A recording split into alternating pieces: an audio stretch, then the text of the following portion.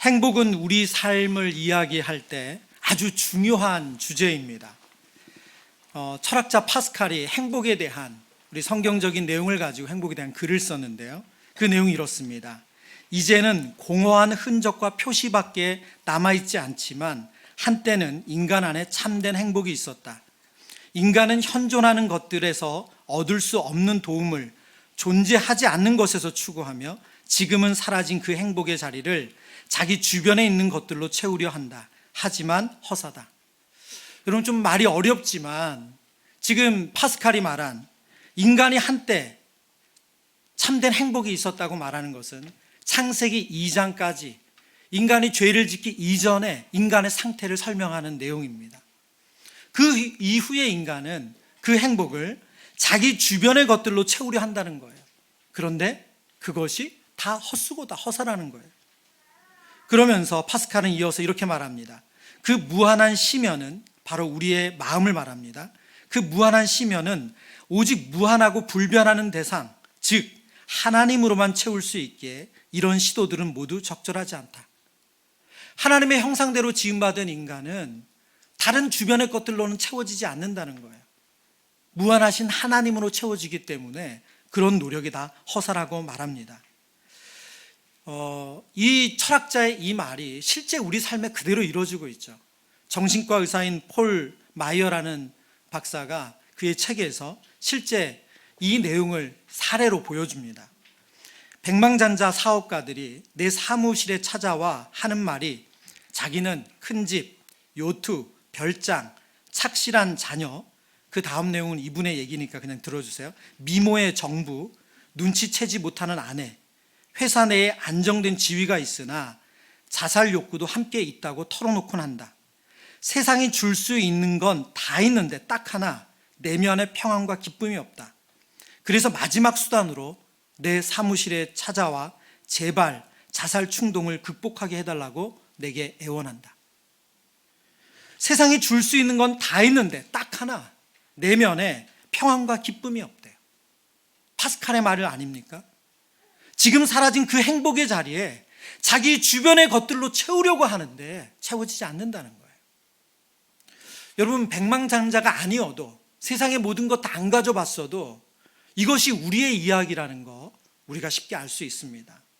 여러분, 결혼 초에 정말 너무너무 힘들고 버겁잖아요. 경제적으로도 쪼들리고 그리고 아이 키기도 힘들고 언제 여기서 더 자유해지나 이런 마음 갖잖아요. 그렇게 10년이 지나고 15년이 지났어요. 그러면 그때 꿈꿨던 행복이 옵니까? 누려집니까? 직장 생활하면서 직장 생활 초에 10년쯤 지난 과장님 혹은 뭐 그 이상의 직급을 보면서 나도 저 정도 자리에 올라가면 정말 평안할 거야, 기쁠 거야, 행복할 거야. 근데 딱 그 자리에 오르면 우리의 마음이 그런 기쁨과 평안으로 가득 찹니까? 이 세상의 모든 거 다 가져보지 않아도 우리가 경험하고 삽니다. 우리가 그토록 바라고 원했던 것을 소유하게 되어도 우리가 원하는 행복은 우리 안에 주어지지 않는다는 거예요. 철학자 파스칼의 말은 성경의 진리를 너무나도 잘 설명해 줬습니다. 우리 한 번 더 내용을 볼까요? 지금은 사라진 그 행복의 자리를 자기 주변에 있던 것들로 채우려 한다. 하지만 허사다. 그 무한한 심연은 오직 무한하고 불변하는 대상, 즉 하나님으로만 채울 수 있기에 이런 시도들은 모두 적절하지 않다. 여러분, 오늘 예수님께서 요한복음 15장에 이런 헛된 수고, 헛된 노력을 하는 우리들에게 참 행복, 참 기쁨을 주기를 원하신다고 말씀하세요. 요한복음 15장 11절 말씀입니다. 내가 이것을 너희에게 이름은 내 기쁨이 너희 안에 있어 너희 기쁨을 충만하게 하려 함이라. 예수님은 제자들에게 내 기쁨이 너희 안에 있어 너희 기쁨을 가득하기를 원한다 말씀합니다. 기쁨이라는 단어가 헬라어로 카라랍니다. 카라. 아주 쉽죠. 카라. 이 카라는 기쁨, 행복, 즐거움이라는 뜻을 갖습니다. 예수님 안에 있는 기쁨, 즐거움, 행복을 제자들에게, 우리들에게 주기를 원하신다는 거예요. 오늘 우리가 읽은 성경은 우리에게 익숙하지 않은, 우리가 성경을 볼 때 자주 묵상하지 않았던 하나님에 대해서 알려주고 있습니다. 그것은 바로 즐거워하시는 하나님, 행복한 하나님이에요. 창세기 1장에 삼위 하나님께서 창조 사역을 하시면서 그 창조 사역 하나를 마무리할 때마다 하셨던 말씀이 있어요. 여러분 오늘 한번 집에서 한번 창세기 1장 얼마 안 되니까 읽어보세요. 보시기에 좋았더라는 말씀입니다. 이 말씀을 계속 반복하세요. 보시기에 좋았더라. 보시기에 좋았더라. 이 좋았더라는 단어는 히브리어로 토브입니다. 토브. 좋다, 기쁘다, 즐겁다, 흥겨움으로 가득하다는 말이에요. 이것을 좀 우리 표현으로 바꾸면 우리말에 기쁨이 충만하면 덩실덩실 춤을 춘다, 이런 표현이 있잖아요. 정말 하나님께서 창조 사역을 하시면서 너무 기뻐서 덩실덩실 춤을 추시는 거예요. 그런 기쁨이 가지셨다는 거예요. 기뻐하시는 하나님, 행복하시는 하나님으로 성경은 우리 하나님을 소개합니다. 그것이 성경 전반에 나와 있어요. 하나님은 절대 기쁨이시고 절대 행복이세요. 행복이라는 책에서 랜디 알콘 목사님이 이런 질문을 합니다. 그리고 지금의 우리 성도들을 진단하는 좀 내용인데요. 성경에서 자주 언급되는 행복과 기쁨을 그리스도인들이 경험하지 못하고 있는 현실을 어떻게 설명할 것인가? 그러니까 신자들이, 믿는 사람들이 성경에서 말하는 그 기쁨, 행복을 잘 누리지 못한다는 거예요. 그걸 어떻게 설명할 수 있냐라고 질문합니다. 그리고 이분의 책에서 이렇게 말합니다. 확신컨대 핵심 원인, 그리고 대시를 하고요. 어쩌면 유일한 핵심 원인은 하나님을 믿는 많은 사람이 하나님 자신의 행복을 믿지 않기 때문이라고 말한다. 무슨 말입니까? 하나님을 믿는 사람들이 하나님 자신이 하나님이 행복하다는 걸 믿지 않는다는 거예요. 하나님 자신이 정말로 행복한 분, 기쁜 분이라는 사실을 우리가 믿지 못하고 신앙생활을 한다는 거예요. 여러분은 어떠세요? 여러분 하나님을 생각할 때마다 하나님은 행복하고 기쁜 분입니까? 여러분이 기도할 때 기도를 딱 하면 하나님께서 정말 이렇게 환하게 웃으시고 기뻐하시고 맞아주시는 분이십니까? 죄를 미워하시고 죄인을 위해 아들을 내어주시고 또 우리를 구원하시는 하나님이라는 것을 우리가 믿고 신뢰합니다. 그런데 기쁨으로 충만하신 하나님, 행복하신 하나님, 신자들이 이 사실을 잘 안 믿는다는 거예요. 요한복음 오늘 본문에 쓰여진 그 상황, 배경을 보면 예수님께서 요한복음 13장부터, 그러니까 예수님이 잡히시기 전날이에요. 그래서 마가의 다락방에서 제자들의 발을 씻기시고 또 성만찬을 하시고, 그리고 마지막으로 제자들에게 설교를 하십니다. 메시지를 전합니다. 그래서 고별 설교라고 하죠. 15장은 예수님의 고별 설교예요. 예수님이 제자들과 이별할 것에 대해서 미리 말씀하셨고, 어떠한 죽음을 당할 것에 대해서 그 순환에 대해서도 예고하셨어요. 그 상황 가운데 예수님께서 내 기쁨을 너희에게 있기를 원하고 너희 기쁨이 충만하기를 원한다고 말씀하시는 거예요. 예수님은 어떤 분이셨습니까? 예수님은 하나님 안에서 그 기쁨이 충만한 분이셨어요. 만약 예수님이 기쁨이 없는데 이런 말씀하셨다면 예수님은 사기치시는 거죠. 디모데전서 1장 11절에 사도 바울이 하나님에 대해서 이렇게 표현하고 있습니다. 우리 함께 읽어보겠습니다. 이 교훈은 내게 맡기신 바 복되신 하나님의 영광의 복음을 따름이니라. 아멘. 여러분 이 말씀을 그냥 쑥 읽으셨을 텐데, 이 복되신 하나님의 영광의 복음, 이 표현을 존 파이퍼 목사님이 그분의 책에서 이렇게 번역을 했어요. 행복하신 하나님의 영광의 좋은 소식이다. 행복하신 하나님의 영광의 좋은 소식. 그리고 이렇게 설명합니다. 하나님이 영광스럽게 행복하시다는 게 복음이다. 그 누구도 불행한 하나님과 영원히 하나님 나라에서 지내고 싶지 않을 것이다. 하나님이 불행하시다면 복음의 목적도 행복일 수 없다.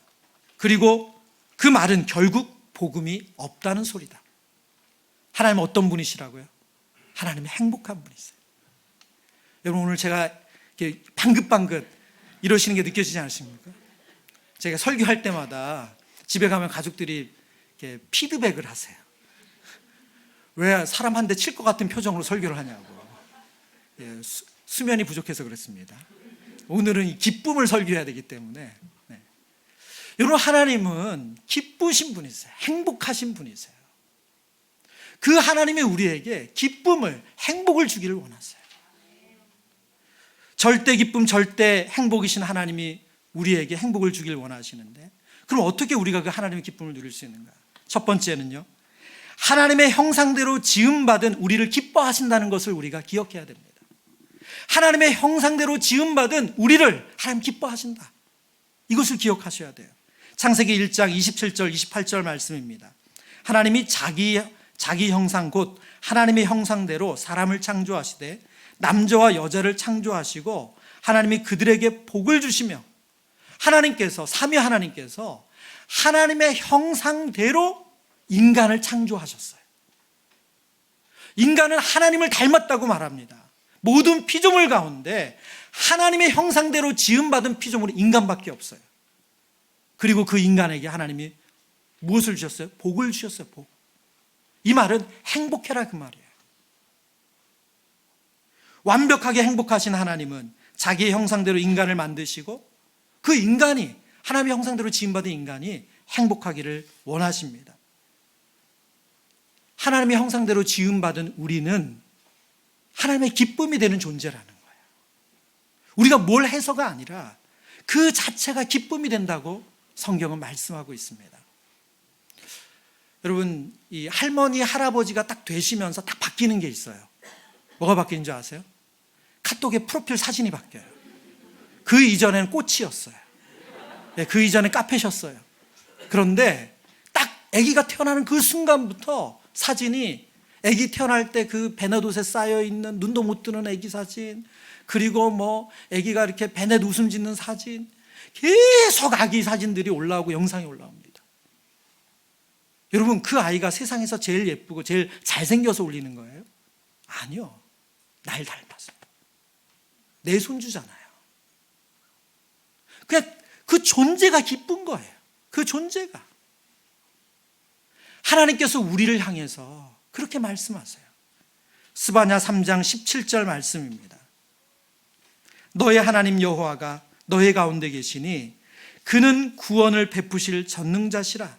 그가 너로 말미암아 기쁨을 이기지 못하시며 너를 잠잠히 사랑하시며 너로 말미암아 즐거이 부르며 기뻐하시리라 하리라. 오늘 이 성경에 강조된 표현이 있는데요, 이 강조된 표현 4개는 다 기쁘다라는 단어예요. 근데 우리말에는 그렇게 안 보이시죠? 첫 번째 단어가 기쁨을, 이게 명사인데 이 단어는 심하라는 히브리어예요. 기쁨이라는 명사입니다. 그리고 우리 말로는 번역할 때 이기지라고 번역되어 있지만 동사예요. 히브리어로 수스라는 동사인데 기뻐하다라는 동사입니다. 그러니까 기쁨을 기뻐하다, 그런 뜻이에요. 그리고 세 번째 단어가 히브리어로 즐거이라고 우리말로 번역됐습니다. 이것도 기뻐하다라는 동사예요. 그리고 마지막 단어 기뻐하시리라, 이 단어는 기뻐 외치다, 부르짖다, 소리치다는 말이에요. 기뻐서 소리친다는 말이에요. 여러분, 스바냐 3장 17절에 하나님께서 내가 너로 인하여, 하나님의 형상대로 지음받은 우리로 인하여 정말 기쁨을 감출 수 없다고 이렇게 표현하고 계신 거예요.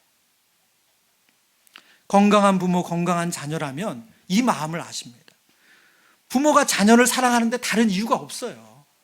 그냥 내 애에서, 내 자녀에서 그 존재 자체가 기쁜 거예요. 그리고 자녀도 부모님께 사랑받는데 뭘 잘해서 사랑받는 게 아니라 그 존재 자체로 기뻐하시고 사랑받는 걸 느끼는 거죠. 이게 건강한 부모와 자녀의 관계 아닙니까? 무엇을 잘해서, 그리고 무엇을 해서가 아니라 존재 자체로 기쁨의 대상이 되는 거죠. 그래서 여러분, 설 명절에 우리가 조심해야 될 질문이 있습니다.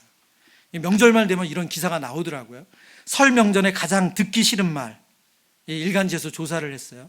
나이대별로 20대 뭘 거라고 생각하세요?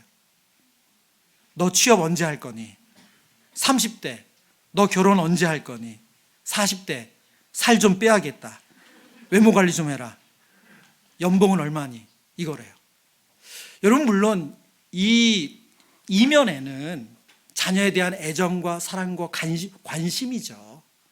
그런데 존재 자체에 대한 그 기쁨을, 그 사랑을 충분히 표현하지 않고 이런 말이 첫인사가 되고 이런 말이 주요 내용이 되면 듣기 싫다는 거예요.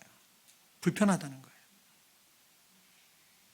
하나님은 우리를 업적이나 성과로 대하시는 분이 아닙니다. 그냥 존재 자체가 기쁜 거예요. 그래서 기쁨을 이기지 못한다고 성경이 표현한 거예요.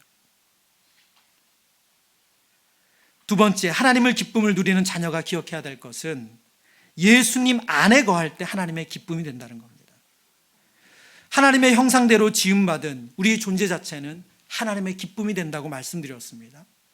그럼 자연스럽게 성경을 읽다 보면 따라오는 질문이 있어요. 그것은 죄악 가운데 있는 나의 모습도 기뻐하시는가? 죄 짓는 나도 하나님은 사랑하시는가 하는 거예요. 레위기 말씀입니다. 레위기 20장 7절, 너희는 스스로 깨끗하게 하여 거룩할지어다. 나는 너희의 하나님 여호와이니라. 하나님은 거룩한 분이라고 성경은 말합니다.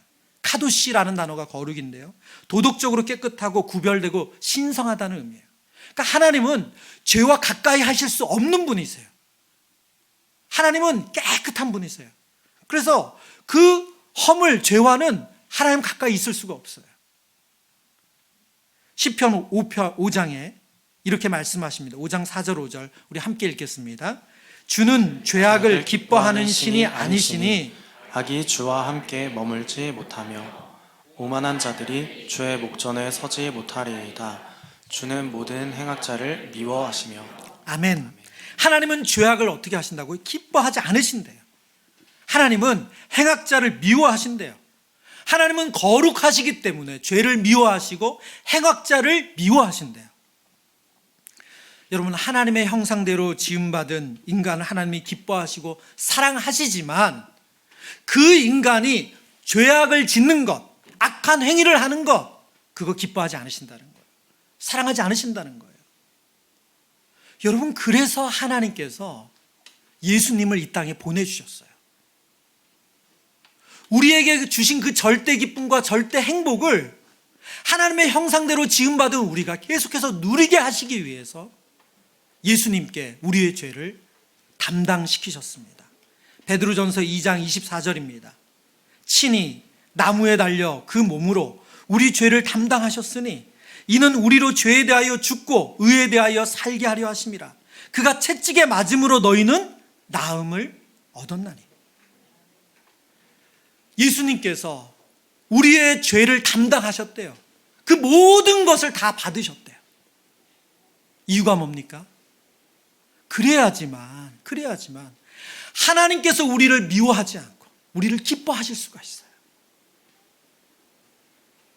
우리가 마땅히 받아야 될 미움, 우리가 마땅히 받아야 될 하나님의 진노를 예수님께서 십자가에서 대신해서 다 짊어지셨어요. 그래서 예수 안에서 우리는 기쁨이 회복됩니다. 예수 안에 있을 때 하나님의 그 절대 행복을 우리가 경험할 수가 있어요. 빌립보서 4장 4절에 주 안에서 항상 기뻐하라. 내가 다시 말하노니 기뻐하라. 주 안에서 주님 주시는 기쁨이 누려지고 경험되어집니다. 우리 사랑하는 성도님들이 이 은혜가 있기를 축원합니다. 그래서 오늘 성경은 빌립보서 4장 4절은 여러분, 기뻐하는 것이 좋다가 아니라 명령형이에요. 주 안에서 기뻐하래요. 무슨 말이냐면 이것은 안 되는 것을 되게 하라는 말이 아니라 예수님이 우리의 주인이 되시면 그러면 우리는 그 기쁨, 빼앗긴 그 기쁨, 그 행복이 회복된다는 거예요. 누리게 된다는 거예요. 죄는 하나님과의 관계를 끊어놓아서 못 누렸지만 예수님이 우리의 마음의 주인 되시면 그 기쁨이 다시 회복된다고 말합니다. 그래서 여러분, 신앙생활의 성숙은 해야 할 거, 하지 말아야 될 거, 이 규칙이 많아지는 것이 아니라 기쁨이 더 커지는 거예요. 저는 저희 교회 안에 존경하는 어르신들이 있어요. 우리 믿음의 선배님들이 있어요. 그분들 육신적으로 보면 시간이 지날수록 몸이 아프시잖아요. 그런데 그분들의 얼굴을 보면 늘 기쁘세요. 늘 감사하시대요. 여러분, 그게 성숙하신 거죠. 수학자 김인강 교수님이라는 분이 기쁨 공식이라는 책을 썼는데, 이분은 우리나라에서 순수 수학을 연구하는 고등과학원이라고 있습니다. 그 고등과학에서 이제 수학자이신데, 그러면서 그리스도인이시죠. 이분이 자신의 믿음 생활을 돌이켜 보니까 이 기쁨이 공식이 있다는 거예요. 그래서 이렇게 표현하셨어요. 네. 뭐 잘 읽어보세요, 여러분. 이게 디락 함수래요. 디락 함수. 제가 그대로 읽겠습니다. 하나님의 사랑은 수학에서 사용하는 디락 델타 함수와도 같다. 디락 함수는 원점에서는 무한대이고 나머지 점에서는 0인 함수로 실수상에서는 적분값이 1인 초함수다. 하나님의 사랑은 원점 위의 점에서 죄성을 만나면 그것을 0으로 만들어버린다. 공동체의 사랑 같은 y가 플러스 값이 되면 무한대가 되어 기쁨이 충만하게 된다. 여러분, 뭐 이 디락 함수 이해하지 못해도 상관없습니다. 저도 이해를 못했습니다. 그러나 분명한 것은 이 y의 사인값, 우리가 인생에서 만나는 그런 일들이죠. 근데 그것이 마이너스 값, 예를 들면 고난이고 누군가 나를 심하게 모함하는 일이고, 그리고 내 인생에 없었으면 좋았을 그런 일들, 그 일들이 생겨도 그것이 하나님의 사랑 안에서 어떻게 된다고요? 마이너스가 되는 게 아니라 제로가 된대요. 제로. 그래서 내 안에 주님 주신 기쁨이 사라지지 않는다는 거예요. 그리고 공동체 안에서 받는 사랑과 위로는 하나님의 사랑이 만나서 그것이 무한대가 된대요. 나도 누군가에게 계속 그렇게 해주고 싶은 마음을 갖게 한다는 거예요. 이 책에 보면 이분의 지나온 삶이 있어요. 이분은 세계적인 수학자지만 두 다리를 못 쓰는 장애인이세요. 어린 시절에, 원래부터 태어날 때부터 장애를 가진 것은 아니고, 어린 시절에 이제 지금이야 다 우리가 소아마비 주사를 맞잖아요. 근데 이분은 그 나이 때 그게 예방접종을 하지 않았던 나이라 그것으로 인해서 소아마비가 왔어요. 그래서 두 다리를 못 쓰세요. 그러면서 초등학교도 가지 못했어요. 아버님이 이 과수원 농사를 짓는데 일손이 필요한데 장애를 가진 애가 집에 있잖아요. 근데 이 아버님 육체 노동은 너무 심하고 술을 많이 드셨던 것 같아요. 아버님이 술만 드시면 이 교수님을 향해서, 어린 인강이죠. 그러니까 인강을 향해서 저 병신 갖다 버리라고. 저 병신 안 죽고 뭐 하냐고. 그래서 이분에게 가장 끔찍했던 밤은 술 드시고 아버님이 그렇게 포악스러워졌을 때 누구도 자기를 그 방에서 데려나가지 못한 밤이라고 기억해요. 근데 여러분, 이분의 책에 보면 이분의 그 모든 시간을 포함해서 이분에게 뺏을 수 없는 기쁨, 하나님의 사랑 안에서 맛보는 그 기쁨, 충만한 기쁨이 있다고 말해요. 하나님의 사랑이 이분에게 주어지니까 예수 안에서 그 기쁨이 있음을 고백합니다.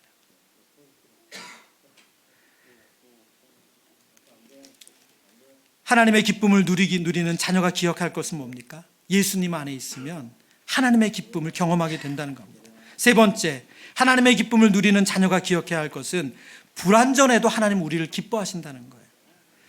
여러분, 예수님 안에, 예수님이 우리의 구주와 주님이 되시면 그때부터 하나님의 형상대로 지음받은 우리는 회복되어져 갑니다. 그런데 우리 안에 죄된 본성이 분명히 성령의 통제를 받아서 제어가 되지만 언제나 제어되는 것은 아니에요. 그리고 완벽하게 제어되는 것도 아니에요. 성경에서 가장 존경받는 인물 중에 한 사람이 사도 바울입니다. 사도 바울이 그의 사역 말미에 디모데전서에 이런 메시지를 전하고 있습니다. mit보다 모든 사람이 받을 만한 이 말이요, 그리스도 예수께서 죄인을 구원하시려고 세상에 임하셨다 하였도다. 우리 같이 읽어볼까요? 죄인 중에 내가 괴순이라. 바울이 자기 자신을 죄인 중에 내가 괴수래요. 내가 으뜸이래요. 지금 이 표현은 바울이 예수님을 만났던 그 시간, 그 인격적으로 만났던 그 과거의 얘기가 아닙니다. 그래서 오늘 이 표현이 현재형으로 쓰였어요. 여전히 나는 죄인 중에 으뜸이라고 말하는 거예요. 그는 죄된 본성과 끊임없이 싸우고 있습니다. 말하자면 불완전한 거예요. 많은 선교지를 다니며 수많은 기적과 이사를 행했고 그로 인해서 많은 사람들이 하나님께로 돌아왔지만 그는 여전히 죄와 싸우는 불완전한 사람이라는 거예요. 사도 바울은 불완전한 자신을 받아들입니다. 그래서 내가 더 노력하겠다 이런 다짐을 하는 게 아니라 그 다음 절에 이렇게 말합니다. 디모데전서 1장 16절. 그러나 내가 긍휼을 입은 까닭은 예수 그리스도께서 내게 먼저 일체 오래 참으심을 보이사 후에 주를 믿어 영생 얻는 자들에게 본이 되게 하려 하심이라. 바울은 무엇을 받았다고 말해요? 예수님께 긍휼을 받았대요. 하나님께 긍휼을 받았대요. 자신 너무 불완전하지만 하나님은 자신을 긍휼히 여겨주시는 분이래요. 바울이 의지하는 것은 자신의 노력이 아닙니다. 자신의 열심이 아니고 하나님의 긍휼이에요. 여러분, 우리가 천국 가는 그날까지 우리는 완벽해지고 완전해지지 않습니다. 불완전합니다. 완벽해서 천국에 들어가는 것이 아니라 완전하신 예수님 안에 있기 때문에 하나님의 긍휼로 천국에 들어가는 줄 믿습니다. 물론 이 말이 우리가 그럼 대충 아무렇게나 살아도 된다 이런 뜻이 아니라는 것은 너무나도 잘 아실 것입니다. 바울 시대에 이런 이 복음의 은혜를 훼손하는 이단이 있었어요. 그게 무슨 이단이냐면 율법주의예요. 율법주의. 그 갈라디아에 특별히 그런 이단들이 많았습니다. 율법주의는 규칙을 지키는 게 핵심이에요. 그들은 예수님도 믿지만 그것만 가지고는 부족하다. 그래서 내가 율법도 지켜야 된다는 거예요. 할례도 행하고 율법에서 말한 먹지 말아야 될 것, 그리고 먹어야 될 것, 이것을 지켜야지만 구원 얻는다고 가르쳤던 이단이 갈라디아 이단입니다. 율법주의. 여러분, 오늘날 이런 율법주의처럼 내걸고 하는 거는 뭐 많지는 않죠. 그런데 저는 이 율법주의의 근본 오류가 뭡니까? 불완전하다는 것을 인정하지 않는 거죠. 이 땅에서 인간이 완전해질 수 있다는 헛된 목표와 환상을 갖는 것이 율법주의입니다. 예수님께서 선한 분은 하나님 한 분밖에 없다라고 복음서에 말씀하셨어요. 그 뜻은 무슨 의미냐면 하나님만 완전하시다는 뜻이에요. 어떤 인간도 완전하지 않다는 겁니다.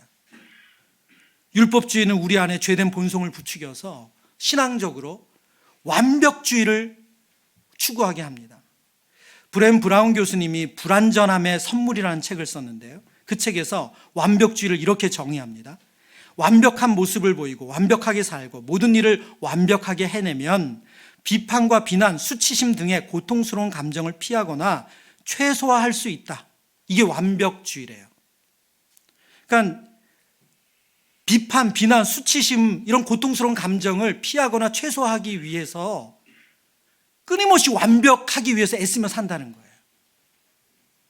그래서 저자는 완벽주의는 파괴적이라고 말합니다. 파괴적일 수밖에 없대요. 왜 그렇습니까? 완벽이라는 것은 실제로 존재하지 않기 때문에 그래요. 완벽주의는 이룰 수 없는 목표예요. 그렇기 때문에 파괴적이죠. 계속 자신을 괴롭히고 남을 괴롭힐 수밖에 없는 거예요. 성경에서 완벽주의자로 등장하는 대표적인 예가 베드로입니다. 여러분, 복음서에 보면 베드로는 예스맨이에요. 주님 뭐 하자 그러면 바로바로 달려가잖아요. 그렇죠. 예수님이 본인이 고난받으실 것에 대해서 얘기하시고 그때도 베드로는 그런 일이 일어나면 안 된다고 말하고, 그러자 예수님께서 베드로에게 뭐라고 말씀하세요? 너가 닭이 울기 전에 나를 3번 부인할 거다. 그때 베드로가 호언장담하죠. 절대 그런 일 생기지 않는다고. 내가 목숨을 잃을지언정 그런 일 절대 생기지 않는다고. 이게 완벽주의적인 사람이에요. 다 해낼 수 있다고. 그런데 어떻게 됐죠? 처참히 무너지죠. 예수님을 저주하며 배신하잖아요. 그런 베드로가 다시 제자가 될 수 있었던 이유는 무엇입니까? 그가 무슨 혈서를 썼나요? 다짐을 했습니까? 아니요. 예수님의 긍휼이에요. 그 불완전함을 받아주시고 다시 불러주시는 그 예수님의 긍휼이에요. 전에도 제가 설교 가운데 고백한 적이 있지만 제 안에 가장 큰 욕구가 있다면 인정 욕구입니다. 지금 많이 이 부분이 제어가 되고 있지만 여전히 제 안에 있습니다. 근데 인정 욕구가 이 완벽주의적인 성향에서 나온다는 것을 인정하기까지는 시간이 사실 더 오래 걸렸습니다. 근데 알고 보니까 제가 이제 이런 완벽주의에 대한 이런 공부를 하다 보니까 완벽주의적인 성향을 가진 많은 분들이 자신이 완벽주의가 아니라고 생각해요. 그리고 완벽주의 성향이 강한 분일수록 인정 욕구가 큽니다. 앞서 소개한 불완전한 선물이라는 책에서 완벽주의를 극복하는 길을 제시하는데요. 완벽주의를 극복하려면 비판, 비난, 수치심이라는 보편적 경험에서 우리가 쉽게 상처받을 수 있다는 사실을 인정하고 수치심 극복력을 개발하고 자기 동정을 실천해야 한다. 이렇게 설명합니다. 여러분, 누군가 우리를 비판하고 또 틀렸다라고 말하는 거, 그것으로 해서 우리가 상처를 받는다는 것을 인정할 수 있어야 된대요. 그러니까 제가 이 책을 보면서 제 안에 완벽주의인 성향이 있다는 것을 이렇게 알아가면서 보니까 그래서 제가 힘들었더라고요. 사역하면서 목사님 이렇게 하면 안 될까요? 그럼 상처받는 거예요. 그 사역 얘기잖아요, 사역 얘기. 근데 그 사역이 저인 거예요, 저. 대안을 제시하는데 그 대안이 저에게 상처가 돼요. 왜요? 제가 틀렸다라고 말하는 것처럼 들리기 때문에. 여러분, 완벽주의에서 벗어나려면 어떻게 해야 된다고요? 그런 일로 상처받는 거, 그게 너무 당연하다는 거예요. 그런 말 들으면 쉽게 상처받고 그런 힘들다는 걸 인정해야 된다는 거예요. 거기에 이 책에서는 자기 동정이라고 표현했지만 저는 이것을 하나님 앞에 불쌍히 여겨달라는 것으로 바꿔서 성경적으로 설명할 수 있다고 생각해요. 여러분, 다윗이 성경에서 나타나는 다윗의 모습은 정말 완벽한 사람이죠. 그의 믿음, 그의 지도력, 그리고 성경에 그가 쓴 시편을 보면 정말 대단한 사람입니다. 그러나 한꺼풀 그를 벗겨서 보면 그에게 얼마나 연약하고 부끄러운 모습이 많았는지 알 수 있습니다. 근데 다윗의 위대함은 거기서부터 나와요. 시편 38편 3절입니다. 같이 읽어보겠습니다. 주의 진노로 말미암아 내 살에 성한 곳이 없사오며 나의 죄로 말미암아 내 뼈에 평안함이 없나이다. 지금 다윗이 뭘 하고 있습니까? 자기 동정, 말하자면 그 심리학자 표현도 말하면 자기 동정이에요. 하나님, 저 이런 인간입니다. 하나님, 저 불쌍히 여겨주세요. 지금 이 말하는 거죠. 하나님, 제 실수로, 저희 오판으로, 저희 어리석음으로 제가 죄를 지었고 그것으로 해서 제 뼈가 상합니다. 제가 평안이 없습니다. 하나님, 저 불쌍히 여겨주세요. 시편 38편 21절 22절, 이 결론의 부분인데요. 여호와여, 나를 버리지 마소서. 나의 하나님이여, 나를 멀리하지 마소서. 속히 나를 도우소서. 주 나의 구원이시여. 지금 다윗은 자신의 불완전함, 자신의 연약함을 하나님 앞에 그대로 내어놓고 인정하며 긍휼을 구합니다. 하나님, 저 이것밖에 되지 않습니다. 저를 도와주세요. 여러분, 불완전해도 하나님은 우리를 기뻐하세요. 우리가 완벽하지 않아도 기뻐하세요. 사실은 우리가 우리 스스로를 참 볶을 때가 많지 않습니까? 가족들이 누구도 우리에게 그거 요구하지 않았는데 내 스스로 기준을 정해놓고 그게 안 돼서 화를 내고 또 자신을 용서하지 못하기 때문에 그 비난을 남에게 하는 경우도 있고요. 성경은 우리에게 불완전해도 하나님 우리를 기뻐하신대요. 말씀을 마무리합니다. 하나님은 절대 기쁨, 절대 행복이세요. 그리고 우리에게 그 행복을 주기를 원하세요. 우리가 하나님 자녀로서 그 기쁨과 행복을 누리려면 첫 번째, 하나님의 형상대로 우리가 지음받아서 그런 우리를 하나님이 기뻐하신다는 걸 여러분 기억하셔야 돼요. 여러분이 하나님 앞에 나오는 거, 이 자리에 계신 거 너무너무 기뻐하세요. 정말 기쁨을 이기지 못하세요. 정말 잘했다 말씀하세요. 그리고 두 번째, 그러나 하나님이 우리를 죄 짓는 것까지 기뻐하시는 게 아니세요. 우리의 죄악을 미워하시는 분이기 때문에 예수님 안에 있을 때 우리를 기뻐하십니다. 예수님 안에 있는 우리지만 여전히 죄 앞에 꼬꾸라지고 무너지고 유혹에 넘어지는 우리, 그 불완전한 우리를 하나님은 긍휼히 여기신대요. 기뻐하신대요. 우리 사랑하는 성도님들에게 주님 주신 기쁨으로 충만한 그런 설 연휴 되시길 축원합니다.